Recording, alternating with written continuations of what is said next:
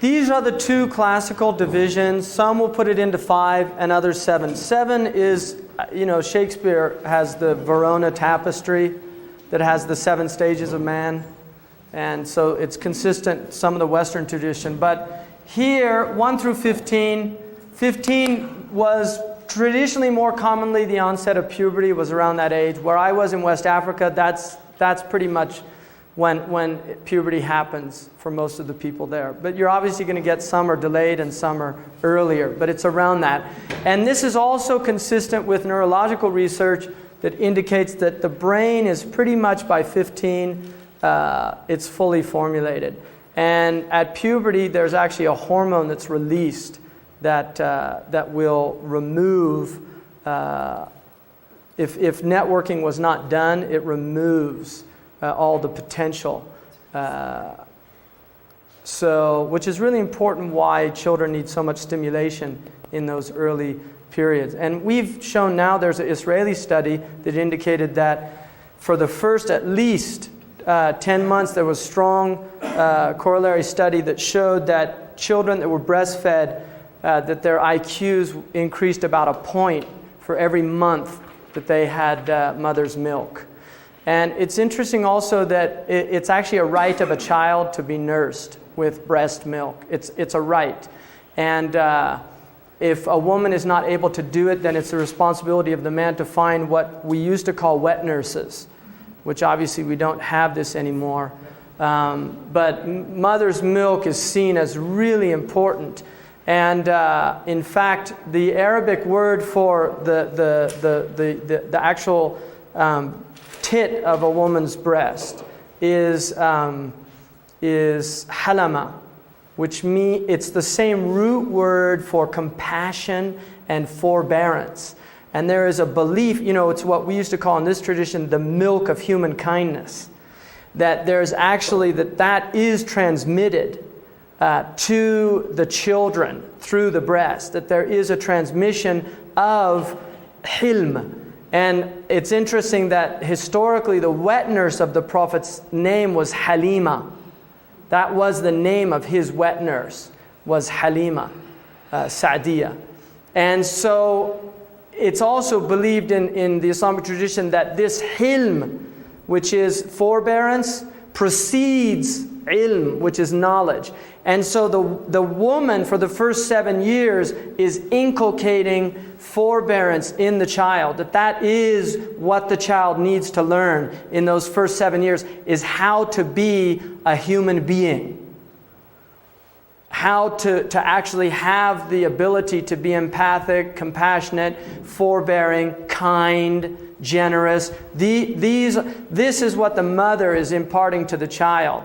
And this is why she's been given, and there's a very interesting correlation between the breast and the womb that many women know.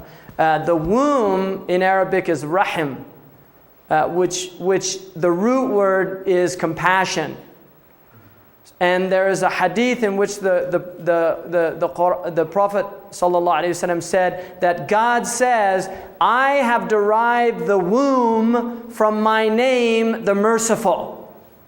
So whoever severs the womb has been severed from my mercy. So the womb is the source of human rahmah. And this is why kinship ties are so important, because if a child does not learn to have mercy at the unit of the family, it will never be able to extend mercy to the greater human family. So in the Islamic tradition, it's essential that a child learns to be compassionate within the family unit. And this is why rahmah is believed to be the dominant sakina. And this is why the Quran says that the male and the female come together with two qualities, mawadda and rahmah. Mawadda is a love that is not lustful. It's transcending the erotic love and moving into the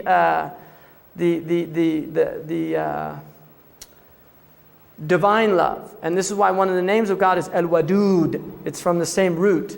The the one who loves divinely. So mawadda, and also the Prophet, peace be upon him, said the best woman was the wadud, this woman that has this divine love, because she will transmit it to her children. And then the second quality of marriage is rahmah, which is compassion and mercy. The two of these result in sakina, which is tranquility. And shakina in the Hebrew tradition, right? Shakina, which descends. The word in Arabic for that marital house is called maskan, which in Arabic means the place of tranquility.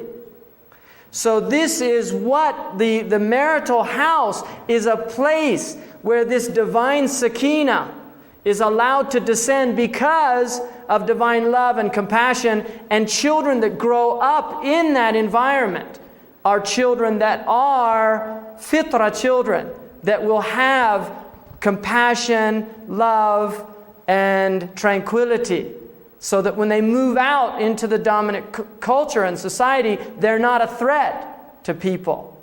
They're actually a contribution. And this is why the Prophet ﷺ said one of the three things that a human being leaves behind that will benefit him in the next life is righteous children. Righteous children. So this stage cannot be underestimated. This stage will actually affect the parents' afterlife if they do it properly. And he also said that people that don't do it properly, they will accrue the wrong actions of their children throughout their lives. So it'll have the opposite effect. So at the age of 15 to 35, you enter into the new stage, which is youth. It's called shabab, which comes from a root word, shabbat an-nar. The fire became inflamed. So youth is when you have this energy. And this is considered the age of plowing the field.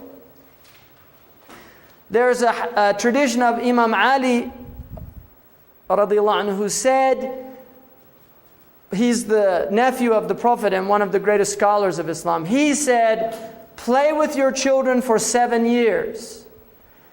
Educate them for 7 years.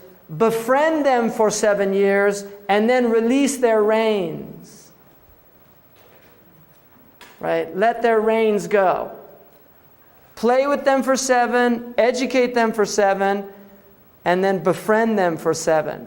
That age of 14 to 21, it's the identity. They need that mentorship. You know, they're moving into the world. And then at 21, your job is done. And now, if you do that, then there'll be a contribution to yourself and to society. So from that period is seen as the period of struggle. This is where you're really meant to do your serious work. One of the scholars said, if a man has nothing to boast of by the age of 21, he'll never have anything to boast of. Right? That this is the real time of effort and struggle. At the age of 35, a new phase is coming in. And some take it to 40. 40 is productivity versus stagnation, right, in Erickson's model. 40 is the age now where the other world is really moving into picture now. One of the things that happens at 40 is gray hairs begin to emerge. And there's a wisdom in that, because gray hairs, what the scholars say is that gray hair is a sign that harvest time is soon. Right? The chaff is yellowing. The grim reaper is on his way. And so 40 is seen as a time of getting serious, if you haven't been yet. It's no longer, you don't have the youth to waste anymore. It's time to really start thinking about, and this is what Erickson says, what you're leaving behind, what your contribution is, right? What are you going to leave behind? And that will determine his later stage of integrity versus despair. Did you do something worthwhile that you can say, my life has had meaning? Or was it an egocentric life? And this is why in our culture, 40 can be so frightening for people, right? Men will often leave their wives and go find a younger woman, and now women are starting to compete with men in that realm as well, right? And with enhanced cosmetic surgery and things like that, people are doing, really bizarre things. And this is our death denial culture. We're not dealing with this. This is a turning point. Right? It's literally, the focus on this world is really meant to, 40 is the transition where you're turning your back on this world and you're really starting to face your mortality in a deep existential way. And so this is called now the age of maturity, rujula. It's the age, the rajul, which it can apply to the male and the female. It generally means man. But it's the idea of somebody now who has reached this age of dignity. They are no longer going to do anything that is indicative of the folly of youth. That they have wisdom now. There's no longer an excuse for the stupidities of lack of experience. You should know better, right? Shame on you.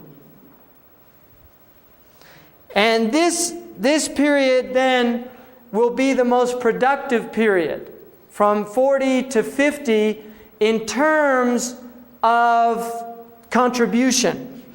Because now you really have, you still have remnants of the strength of youth, but you also have the maturation of intellect and spirituality, according to this tradition.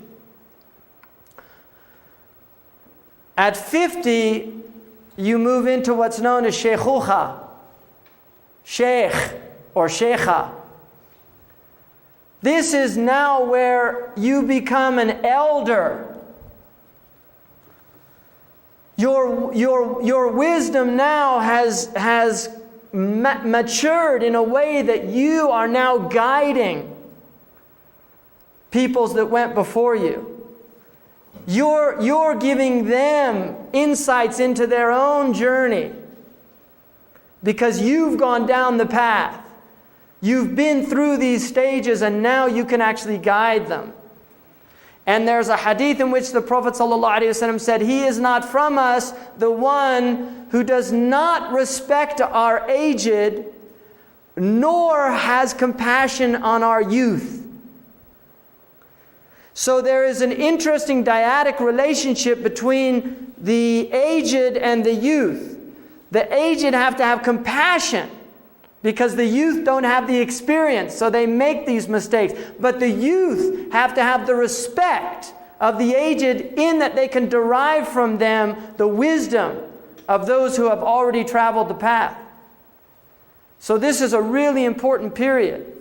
And this will go on for about 20 years. At about 70, you're moving into the ajiz. Now, obviously, the baby boomers are going to alter this because of, people now, they're like 75 and they have the strength of people traditionally that were, in their 50s. We're seeing this now. I mean, it's interesting. But traditionally, 70 was really where you're settling down you're slowing down physiologically and in every other way. And so you're really now, you walk slowly. Right? There's a type of dignity that goes with this age.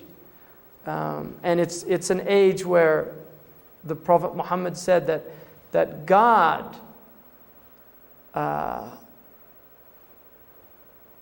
is shy of punishing somebody who reaches the age of 70 in a state of submission in the next world. And then he wept. And they asked him, "Why are you weeping?" And he said, "I'm weeping for those of my community who are not shy about disobeying Allah at that age." Right? So this is really a time where people should be really directed to the other world. This is a time when you really leave behind this world. You begin to go into spiritual. In many, physiologically, this is a time of insomnia for a lot of people. And traditionally, that was because the body is designed at this age to go into deep meditative states in the night, which replaces sleep. And in the traditional Muslim culture, that's what people did. At this time, it was going inwardly in a very deep way and spending the nights in meditation, getting ready for the afterlife.